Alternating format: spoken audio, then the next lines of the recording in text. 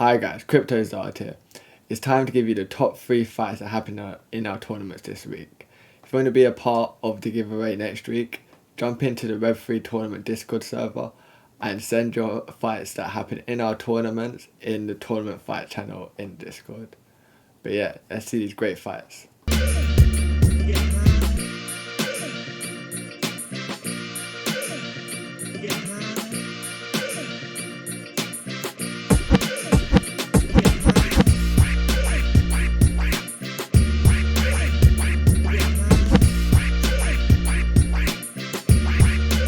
And for our number 3 pick, we got Slifer Red. He got away so luckily because this Nectar Queen nearly destroyed his team. And then Lemorphid, nearly destroyed his team. But watch, it's nearly the MVP. But this is why it was number 3 pick. And I feel Marty's just becoming a really great ability right now because most of the cards are kind of like a setup card. Well, we kind of use them as a setup card. They're not necessarily a setup card. We just throw them in to take a couple of hits to set up a card. But just watch this card just being the MVP, just trying to take out the tank. And it's like, luckily it killed that card for it. It took 8 damage. But he was just beating it up from the back. And that's right here. It was so lucky it lost its 2 damage. It was so lucky. He got away just so luckily. But that was why it was the number 3 pick. Because he got away just so luckily. And for our number 2 pick, we got Conkel. He had an interesting game where he used Peggy to full advantage. And let's see how he did it.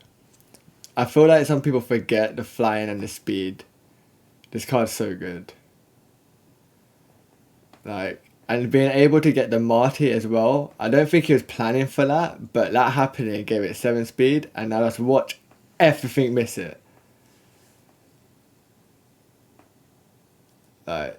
I generally feel like it won him the game. Because the Bull card didn't get his Bloodlust. And everything's just missing it. And it was just doing 3 damage to everybody. Freeze the pun. Because it was basically 3 damage. But yeah, that's why the number 2 pick. Because he had all the speed to win the game. And for our honorable mention, we have another speed-orientated game where the Pellicle Deceiver, which is an underused card, I wouldn't call it underrated, it's just underused, generally won the game. And the funny part about it was that because it got resurrected, it navigates around the poison. Because a good way to get around the poison is by like the card dying and it getting resurrected. I wouldn't call it a good way, but like it's a way to get rid of the poison. And like if this card is pretty good, yeah, for the fact that it scatter shots its double. And considering it's a poison wall type, it's kind of like lowering all the monsters in the backline's life, so then the poison was also taking it away. But this is where you see the resurrect. And it lived on 1 life. 1 life. Considering it had 2 lives in this game. And the Rift Ring, both of them played it well. The thing is, they both had similar-ish teams. But the Deceiver was definitely the game changer in this. Because everything kept missing it. Every chance that something had to attack it, it missed, and it lived on 1. And the one time it did get hit, the Divine saved it. And it wasn't really doing much damage to people. The poison was doing most of the work. And they just couldn't kill it on 1 life. I find it so funny. Like, a very underused card just won the game. And everything just kept missing it. Like, how many misses can you count in this instance? Like, if you had a drink every time you saw this miss, you'd be drunk before you went out. And even if, it's funny how this card then decided to miss this card when it's the same card. And then the fatigue made him draw. But the card just kept him in the game on 1 life. And because it was on 1 life, that's why it got the number one. It nearly got the number one. But that's why it's not honorable mention. It was just a funny game. Like, if he won the game from that, he would have got number one. But because he didn't win, he didn't win. But he got the honorable mention. It was such a good game. But yeah, that was a good game from Ghostly. And for our number one pick, we have MAYHEM.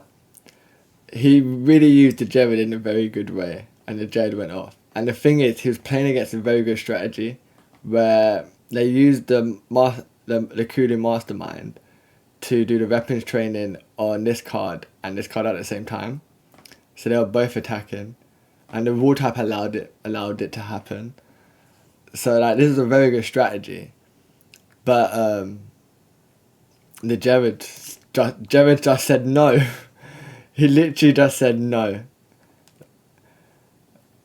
And the thing is, Matt's team is very slow, but the Jared had bullseye, so that made no difference in this game. And this is what I mean. He was playing against a good strategy, but the minute Jared gets that little bit of blood, he'll just lost for your whole team. And that's it. Boom. Now who's going to live through 6? Nobody. So who's going to live through 7? Nobody. So who's going to live through 8? Nobody. So that card survived 1 hit, but it was the tank. And Jared just destroyed his whole team. And the guy had a good strategy as well, but Jared just said no. And that's why it's number one pick. But guys, if you want to be a part of next week and maybe be lucky enough to win 1000 DC like Matt, just jump into the Web3 tournament Discord. Send us your fights in the tournament fight channel, and make sure it's in our tournaments. And yeah, guys, if you want to subscribe to keep up with all the play to earn content and Splinterlands stuff, KOD, and everything else, subscribe in that little button somewhere, and we'll see you soon.